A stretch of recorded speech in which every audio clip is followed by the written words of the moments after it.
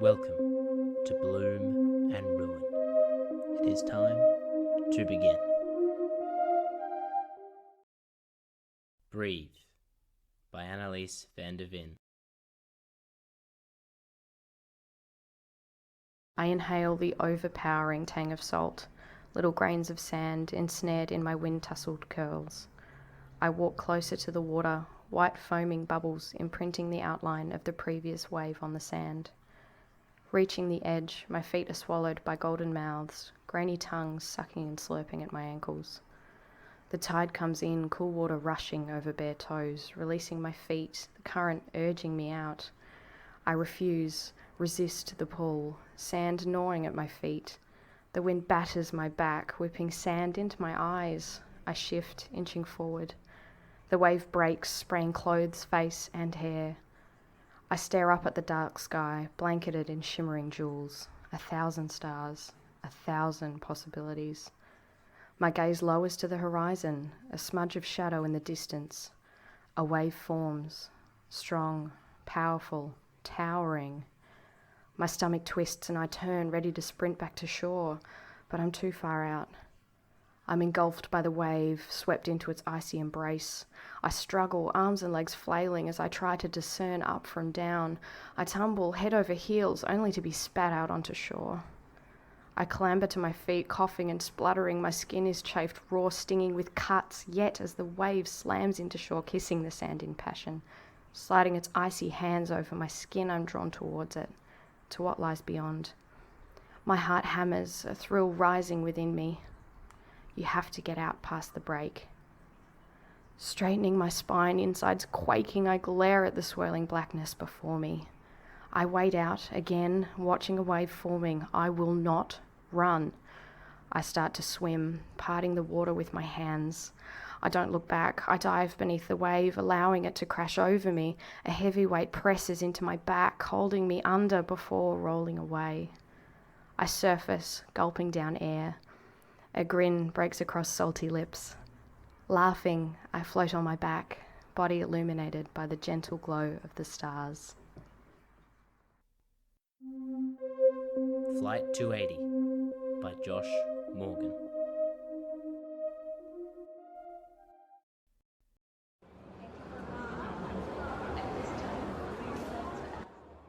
It's Tuesday, somewhere past noon, as I sit waiting for my flight home. Beside me, thick grey fog wraps around the nearby window and begins to distort the view outside, though not completely, just slightly. I glance out the window and see the outer world signalling back. It begins to feel really foreign to me. Looks like it's darkening, like it's existing and moving in brief, half-formed flashes. A lone jet that edges down a vast tarmac. Airport workers huddled together under a bright tarpaulin. Black and yellow birds flying beside heavy, expanding clouds. But then, this outer world vanishes entirely, falls to the fog. I see only a blanket of dark grey, and I'm transported back to the present moment, back to the sleepy, spacious lounge of Terminal 3. This part of the airport is brimming with passengers, busy employees, small shops. But it's not very bustling, not very cheerful. The weather outside can't be helping. An unusual silence carries through the terminal, gives everything this dreary, distant undercurrent, and makes it seem like we're all only half existing here, between states, somewhere else. An automated voice journeys through the terminal. 20 minutes until boarding. Flight 280, 20 minutes until boarding. The thought of going back home fills me with dread and frenzy. I remind myself that this is not something that I'm choosing. Rather, it's something that is choosing me. Random, unknown fate. More monotone voices carry through the airport, telling of other flights to come. Heavy luggage rolls across marble ground. Some passengers speed through the space. Others just dwindle through, slowly, distantly. The unusual silence continues, grows. My gate is pretty calm and quiet. Just a few people milling about, around 10 or so. A pilot stands by the front desk, talking to a female employee. both drinking coffee. I see a young father carrying a child in his arms, and a young mother sits nearby them, grim and seeming to be done with it all. There's an old guy in a tracksuit. He reeks of cigarettes and looks lost and angry, as though someone he knows just conned him. Perhaps they did. There's teenagers in hockey uniforms. They're quietly laughing about something. Two girls move closer to the gate, check their boarding passes, and then take a seat. Though none of this quite catches my attention. Rather, it's this flat feeling, a sense of numbness that reaches me, an intense numbness that sets across the whole terminal, moves in lockstep with the unusual silence. I can sense it enlarging around us. I feel uncomfortable and disoriented, so I stand up. My mouth is overbearingly dry, and bottled water isn't doing the job, so I lift up my Saratoga travel bag, perch it to its side, unlock the handle, extending it outward. I set off to grab a drink from somewhere around the terminal, anywhere. I hurry onward, scraping my luggage across the ground, readjusting my earphones. I move by a cafe, pass a couple of other gates filled with waiting passengers. Then I move by some kind of donut joint. Up ahead, to my right, I spot the dusted brown sign of a gift shop. I step inside to find your usual airport shop. A counter, small rows of food and drink, tourist stuff like snow globes. But there's something else about the place that perplexes me. It's a tiny bare space painted in dull, unmemorable swashes of beige and brown. It feels vintage, but not in any way that would induce nostalgia. Instead, it just seems painfully old and dated. The couple who work behind the counter are old, white-haired, and for some odd reason, they both grin as they see me. It freaks me out, but I figure that maybe they just love their job, and I'm the first customer they've had in some time. Unsettled, I move toward a small fridge and eye a bottle of blue Gatorade. As I walk, I grab the black Wayfarers that hang off of my shirt and place them on the top of my head. I don't know why I do this. I don't need to. I just do it. I remember a friend telling me that Noam Chomsky says when you raise your finger and point it up in the air, that the decision to do so was made in your brain 2 seconds before you thought you decided to do so. Now, I don't know what this means. I don't know what Chomsky was trying to say. I just know that I haven't ever forgotten hearing it, that it stays somewhere in my head, traversing through the spots up there. I grab the Gatorade and wander over to the counter, my footsteps piercing through the odd, dated environment. The old woman behind the counter just glares at me, still grinning. The old man too, though now he's pointing right at me. I mumble haltingly, passing them the Gatorade to scan. Just this one, I say in a low, flat voice. The old guy scans it, still pointing. It's this strange, overwhelming moment. I don't know where to look, what to do, how to get out of this gift shop, how to get out of this weird moment that I'm suspended in. Hey, bud, I like your sunglasses. The old guy says in a quote-strained voice. He lowers his finger now, but this only slightly eases my tension. I like your sunglasses too, the old woman says. I don't know how to reply, so I just don't.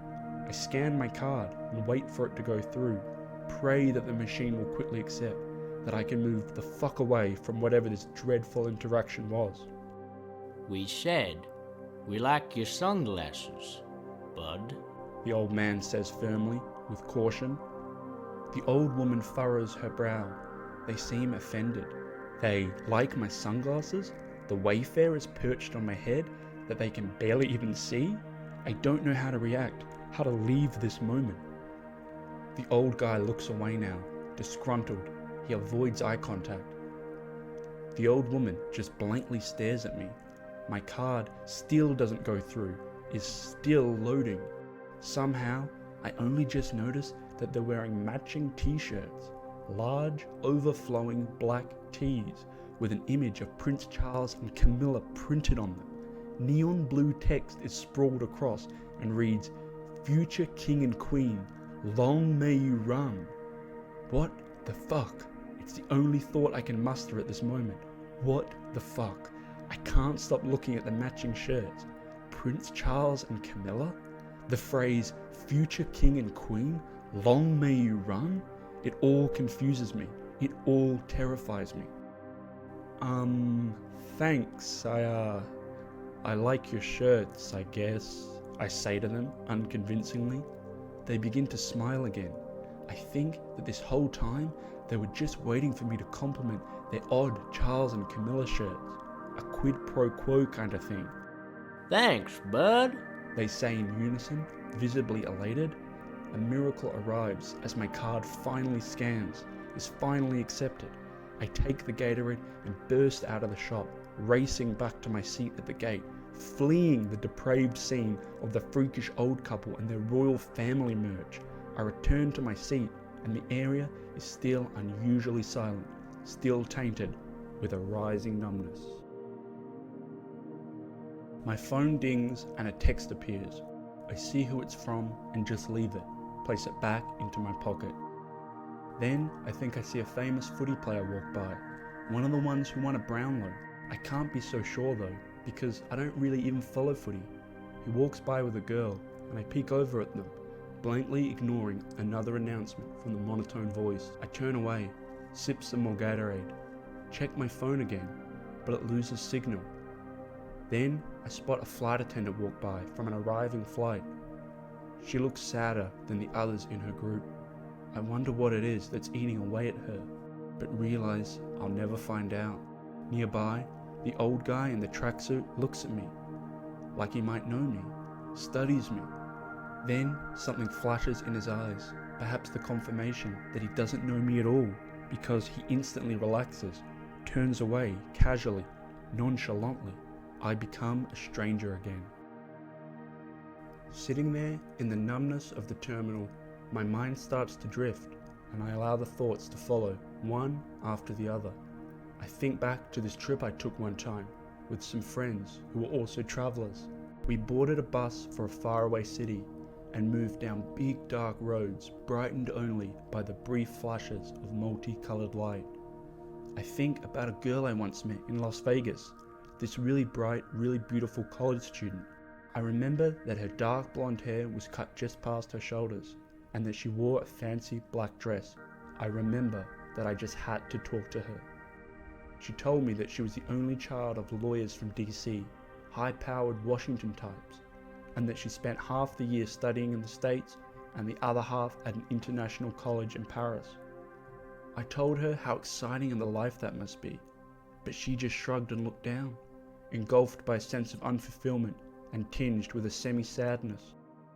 She said that it wasn't so bad, but that even still, she longed for something larger, that she dreamt of one day getting the grades to go to Harvard, because it was a place where the snow swallowed up the ancient brick buildings.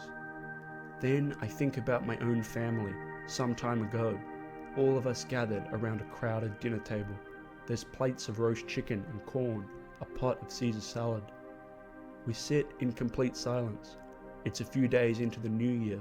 Forgotten Christmas decorations still adorn the house, and the living room is only faintly lit by the dimmed light above us. I think somebody goes to say something, clears their throat maybe, but they stop, hesitate. In my mind, the way I picture it, the lights grow even dimmer. But then, all these memories start to blur, crash and fall one after the other, and sink somewhere into the numbness of the terminal. The monotone voice returns, announces that it's time to board Flight 280. The other people at the gate stand now, start to form lines. After a couple seconds, I get up, grab a hold of my bag, and just look around the place one last time. I spot the fogged window from before, only now all the terminal windows are covered in the dark grey fog. I imagine all that exists outside the glass, beyond the fog, entire worlds I can't see, that I won't get to see. I pull out my passport and move toward the long, winding line that forms by the gate. I halt briefly, then step forward into the line, disappearing.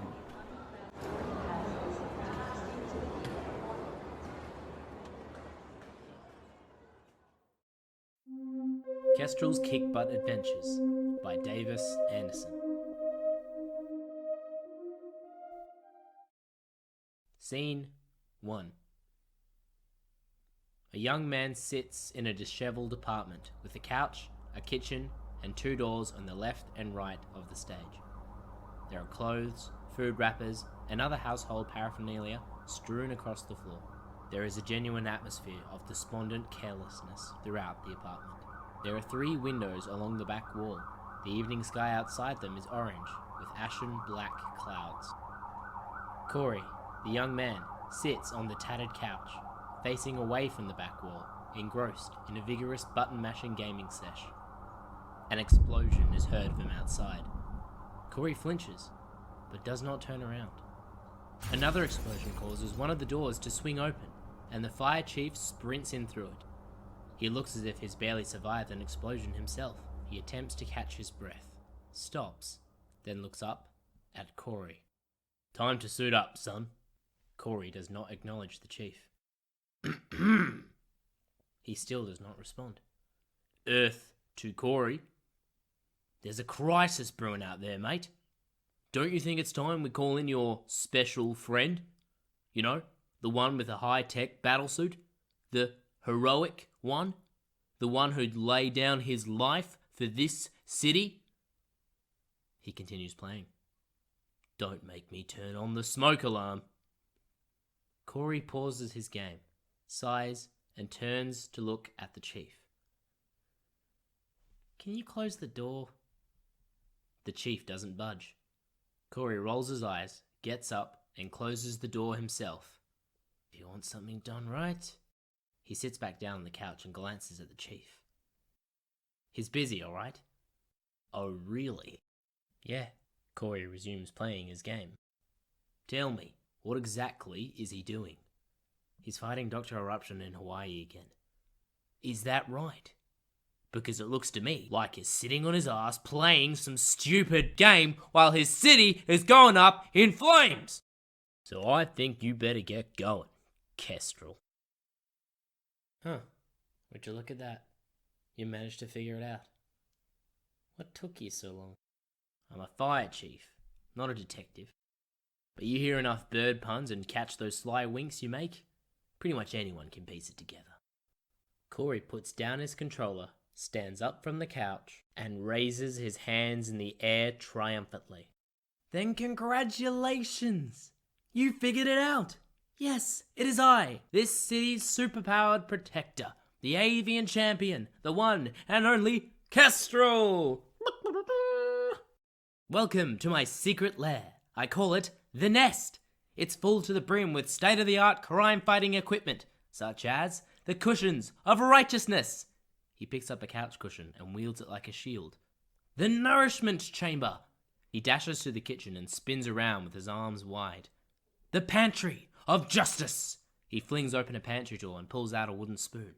"The Spoon of Justice." He yanks the fridge door open and pulls out a carton of milk. "The Spoilt Milk of Justice." He takes a big swig, immediately retches and drops the carton to the floor. Ugh. Tastes like civil liberty. "Well, now that you know my secret, Chief, we'll be twice as effective. A new era of crime fighting begins today." He throws his head back and screams a cry of mock delight.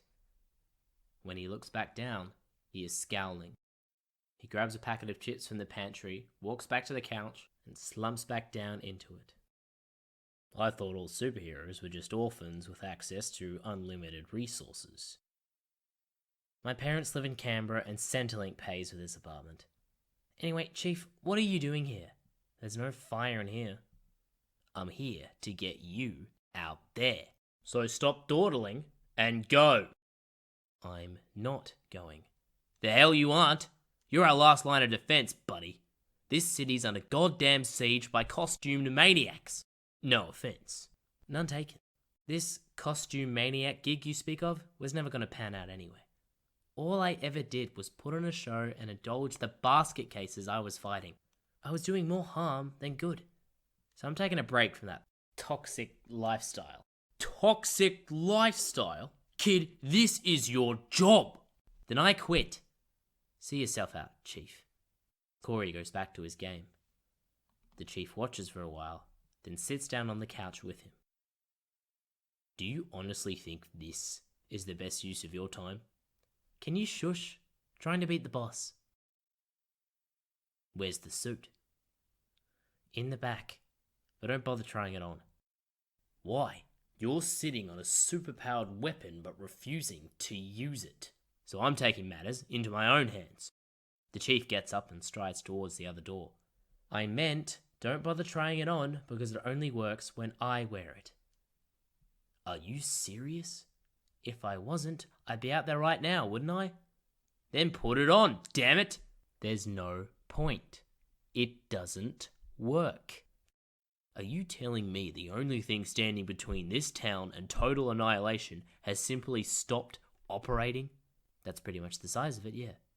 Have you at least tried putting it on? No, Chief. Because it's broken. Crippled. Out of order. Dead in the water. Finito. So stop asking.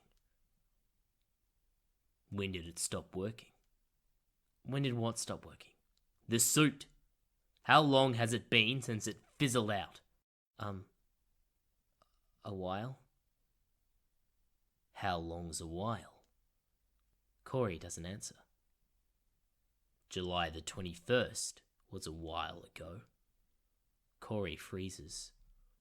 You may not remember, but the night I died was pretty hard to forget. I didn't forget. Then why are you holed up in here letting even more people be killed? Listen to me, Chief. I'm done. I am so done. The hours I've wasted, the glass I've shattered, the bones I've broken for this job you speak of have all been for nothing. What's the payoff? For every goon I've thrown in a cell, 2 more just waltz right on out. How many more punches do I have to throw before the message gets through? Or do I have to mount the decapitated head of my arch nemesis on a stake in front of town hall? The Chief stares disapprovingly. Don't look at me like that. It was a joke. A bad joke, yeah, but... While it's something I would never do, it feels like the only thing that's left. I don't think killing my enemies is right, but how else am I meant to stop them from coming back? See, this was the problem I faced every time I broke some costume thug's nose. These were the questions I was asking when I was defusing 0 hours time bombs. This was the crisis I was facing every night until I realized that the common denominator for all these issues was me. I'm the problem. By giving these bedazzled lunatics a figure to rally against, I was harming this city by fighting back and joining the charade. Look, all of my supervillains have 2 goals. Kill me and take over the world. By removing myself from the picture, robbing them of one of their goals, I removed, the fire in their bellies, you know?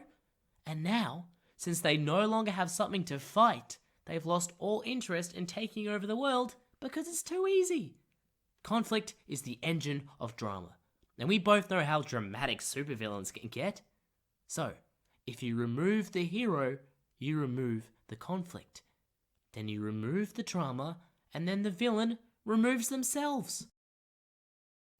It's as simple as that. Silence. The Chief sits down on the couch and stares out the window at the raging inferno below. End of part 1. Ballad for a One Night Stand by Mary DePiazzi. My list isn't a long one. Eyes crinkle when you smile. Tell me I'm lovely. Cut that late night tension with that damn jawline. Hold me close when you're sleeping. I want that dumb 3 a.m. teenage butterfly feeling. I want you to brush my hair out of my eyes in the streetlights in summer and tell me how pretty I look. How you'd rather see my face than a sunset. I relish how breakable I become in your arms. My heart now a piece of delicate china. Be careful. Tell me the things that I hate about myself are the ones that are my most beautiful. All I ask is that you help calm the oceans of uncertainty in my mind that have been storms for as long as I can remember. It feels like I've already known you for a lifetime, known you before somehow. These feelings don't come this easily. It's supposed to take your whole life. Are we too young? Is this too much? Am I too much? You reach deep into my hesitation, take my hand and pull me back into your stillness. Cradle my swirling mind with your knowing hands. Kiss me. Your eyes reading my insecurities like a book you've loved your whole life, gently skimming the pages and breathing in the familiarity. The scent of our new chapters intoxicating and warm like a freshly brewed morning coffee. But, like all the others, I know you're leaving in the morning. It is time to end. Thank you to our writers, and thank you to our listeners. This has been Bloom and Ruin. We will return soon.